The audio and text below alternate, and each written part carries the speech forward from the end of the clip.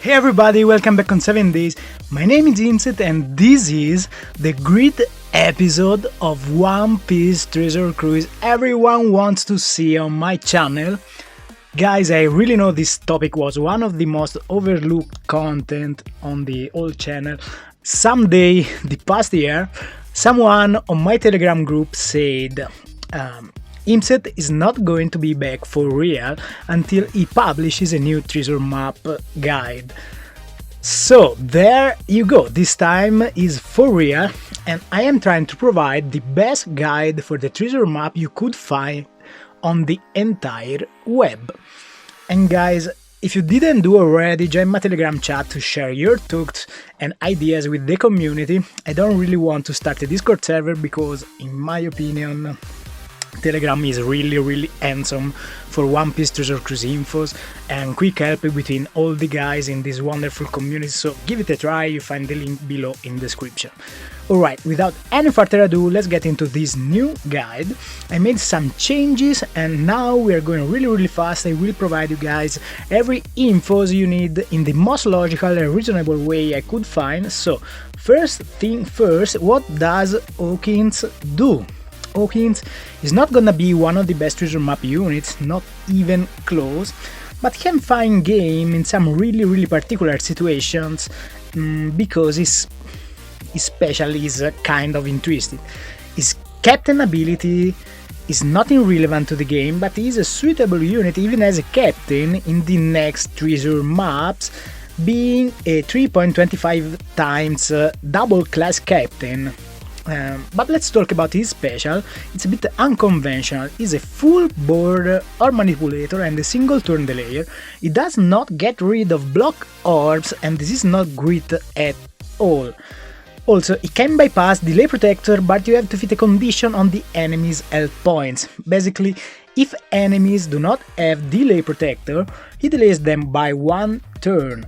If enemies do have delay protector, he can, and I want to stress on can, delay them if the enemies with the highest health points in this stage are less than 60% HP. Once again, I want to stress on that less.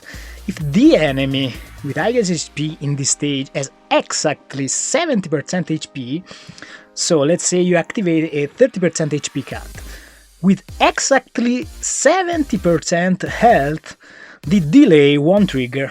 Anyway, if you were lucky enough to pull Kaido in the Anisugo Fest, you might want to know that Kaido's passive captain ability, which is a 20% HP cut in every stage, plus Kaido's special, which is another 20% HP cut, is enough to fulfill Hawkins' requirement for delay. So, it is what it is, you'll use Hawkins in some really rare quests. As regards this map scenario, we have Calm Sea, which is one of the best as regards golden chests. Another specific thing about this map is the community rewards, because Anniversary Act 2 will be ongoing while the treasure map is running, and with 700,000 kills, they are cumulative among all the community and all the leagues, we are going to receive a key able to unlock an additional limit break on some units. Now, that key is the brand new most rare item in the game, so guys, make sure to help everyone getting that key. Last two things to say are that once again we have Ambush, this time is going to be Kaido, and once again every 5 maps we have access to the bonus map. Alright, let's move to mini bosses. Speed is the first mini boss and she is really easy. On stage 6 a mob will give us all Dex orbs and leaves immediately, so all orbs will be already set for the final stage. Speed will preemptively put up an increased defense buff and she will paralyze your crew by 2 turns. She will despair captains below 20% HP, but Speed is arguably the easier mini boss out here with low HP and low attack as well. Second mini boss is Oldham, and he is the second easier mini boss for this treasure map. Basically, he just keeps rewinding specials. He preemptively rewinds left column unit special, on turn 2 right column unit special, and then he starts again from the left column. He does nothing else. Let's move to Apu. He preemptively puts up a delay protector, a 3 turns rainbow shield reducing damage by 80%, and we will lock your chain to 1.5 for 3 turns. You want to 1 turn kill Apu because he does things. On the second turn he paralyzes Captain for 2 turns, also below 50% HP he puts 3 turns paralysis on everyone, sets all orb to block and locks them as well. Last mini boss is Jack. Is quite tanky and it's kind of hard as well. Jack preemptively puts up a debuff protector, complete debuff protector, disperses your captains and gets a 3 good hits barrier for 3 turns. He gives you badly matching orbs on the crew every turn starting from the second one, and becomes even more nasty on turn 3 with blindness and chainlock. Below 20% HP he will nuke you, so make sure to kill Jack as soon as you can. Last stage is Hawkins. Alright, on stage 6 Hawkins preemptively swaps orb into Bloody Matching and does it again every turn. Stage 6 Hawkins does nothing else, so this time we have a kind of simple variation for the mini boss because he also does not have high health points and also his attack is pretty low. Stage 7 Hawkins preemptively puts up a debuff protector, 3 turns of attack down, 2 turns of rainbow shield, and the counter attack debuff. Counter attack triggered when Hawkins is going to attack and deals 30% of the received damage in the previous turns, and every 2 turns Hawkins refreshes the rainbow shield and the counter attack debuff as well. Below 20% HP will suddenly take you down because he has a nuke, so you don't want to get there. Last pattern we have to see yet, guys, is Ambush Kaido. This is going to be a 3 stages island. In stage 1 we have a Dex mob who will charge your specials by 5 turns and will leave immediately. On stage 2 mini boss Kaido will give us higher chance of getting bad orbs, he shuffles orbs afterwards, and finally puts up an all poison protector. Every 3 turns he blows away middle row units for 3 turns. Boss Kaido will preemptively cut crew's HP by 25%, puts up a debuff protector, paralyzes crew for 3 turns, puts up a 3 turn threshold shield, and you want 1 turn kill Kaido because every 2 turns he paralyzes captains and puts up a 2 turns burn debuff as well. Alright guys, this was the stage breakdown. Now let's move to the teams. I prepared for you guys 2 different setups. The first one is really free-to-play friendly. I guess I just use a couple legends to make the whole thing really handsome, but you can substitute every one of them. The second one is going to be my personal setup, and this is the format I want to bring you guys from now on, so a deep team building for people doing these 2 multis in the treasure map Sugo to get the guaranteed booster. Alright, as you can see, multipliers in the first setup are not that low, and also you'll be fine till navigation map 40 or even above. Alright, the first fight we are going to be against is Kaido.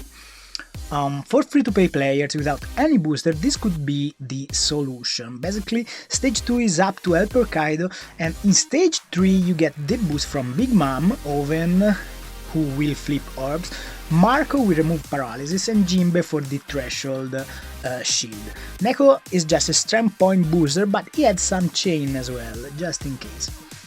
Against speed I was thinking to a double Jinbe team. If you don't have Jinbe, feel free to use any other captain. This is the easier stage out there.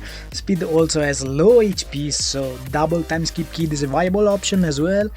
I recommend to use a Zoro Juro the year because he counters speed preemptive attack. Versus Hold'em we are using a double treasure map Blackbeard. I think it's a smart idea because Blackbeard and Colosseum Katakuri will clear for a bunch of maps. Every other unit is a filler and it can be replaced. Just remember to put Katakuri on your right column to avoid special rewind. Third mini boss is Epu. Epu can be easily defeated using a double 1 holo as captain. This way you remove the rainbow shield. Cracker takes care of Chainlock and gives you orbs. Kizaru and Sanji and Zoro for a complete boost. Odi is just a filler unit. Last mini boss is Jack. Now, if you have rare recruit all them, just throw him into this team. In case you didn't get all them, you just have to tap those 3 good hits and get rid of the barrier. Damage will be enough because Treasure Map Low will boost your chain as well. Jinbe Smoker here are just filler units. As regards the boss fight, let's say that Helper Kaido will clear alone for at least 20 maps, I'd say. So for really navigation level you can use higher point boosters. Mini boss Hawkins is completely obliterated attacking normally because Nami will turn bad orbs on Dex units, so those strength orbs, into beneficial. Against boss Hawkins will trigger the delay if you activate Friend Kaido special, so you can clear within 3 turns, or you can deal some serious damage just popping up all your boosting specials. Alright guys, the second setup I came with is going to be my personal setup. I studied these teams a lot and I hope you guys agree, these are some pro teams. Building these teams, my focus was on fast clears. Treasure map is really long, so you want to make teams able to clear tapping the less than we can. Also, this setup is completely designed for people doing at least 2 multis in the Treasure Map Sugo Fest in order to get that Treasure Map Razor. If not all the boosters, obviously. But if you get to all the 3 boosters, you don't need a guide because you know, guys, you have been already set. Anyway, back into the topic, my teams will reach a 40 times multiplier both in Ambush, Kaido and Boss Hawkins. If you can pick Kinemon as helper, if you cannot pick Kinemon as helper, that's not really bad because this team works with Helper Radiso, Helper Kanjuro or Helper Kaido as well. As regards Ambush Kaido, Stage 2 will be cleared, attacking normally nearly navigation maps. Once Kaido's HP will go higher, you can sub out Jack for Colo Oven for a better boost, but we are talking about late treasure map. I'd say probably around map 50 or 60. In stage 3, Zoro and all them to counter Kaido's preemptive attack, Kinemon and Jack for the boost. Against speed, I recommend to use Nami as captain. Her flat boost is really awesome for Dex unit, and we want to clear those stage tapping good or even less than good, and I think she can clear the boss stage without removing the defense up debuff as well. But anyway, I recommend to use Fortnite Luffy as a sub to get access to 20th anniversary Frankie as a support unit. Frankie will put a speed defense to 0 for a super easy clear. Nami special also gets rid of paralysis, and we are fine.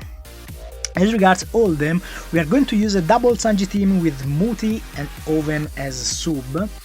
Smoothen will clear every stage just using this swap ability, so we are going to clear stage 6 using Sanji special for area damage, and Sanji will provide orbs as well. Blackbeard will be the damage booster in stage 7, just remember to put Blackbeard in the right column.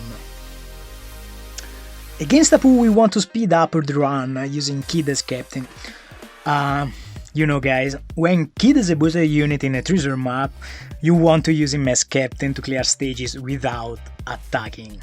Now, this team deals some damage as well, but we are going to defeat Apu just activating Kid special for a bunch of navigation levels. When damage will not be enough, Katakuri, Crocodile and Virgo will give us orbs and some boosts. Zoro is a slasher and he does not receive any boost from Kid, but he completely gets rid of Rainbow Shield, and that's why I put him in this team. As regard Jack, I'm going to use this double low with all them as a sub.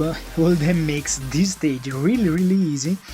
If you have Bullet, obviously he is the best captain for this stage. You don't need to remove that barrier because, you know guys, Bullet has an outstanding damage output, but you can use everyone you want, just make sure to bring low with you. Fortnite Neko is a filler unit. In late game you might want to boost your odds as well, so you can pick up Oven or Ride Kuma, and they are absolutely good choices to boost that damage. As regards the last battle, we are going to use Kaido as captain for really easy runs. Stage 6 mini boss walking is going to be obliterated by Kaido's passive ability.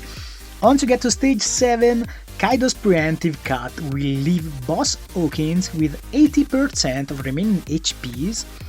If you activate Kaido's special, or even Jack's special, remaining HP will go down to exactly 64%. This means treasure map Hawkins will trigger delay as well, and if I did my math correctly, this team is going to be able to deal about 45 million damage without attacking a single turn. And that's all guys, this is how I want to play this treasure map. So guys, I will leave you a link to the pictures for stages breakdown in the pinned comment, where you'll find also the timestamps, links to the treasure map planner and all this stuff. I hope you enjoyed this guide, but mostly you find it useful. If so, please hit the like button, share this video with your friends and subscribe to the channel. And until next time, ciao!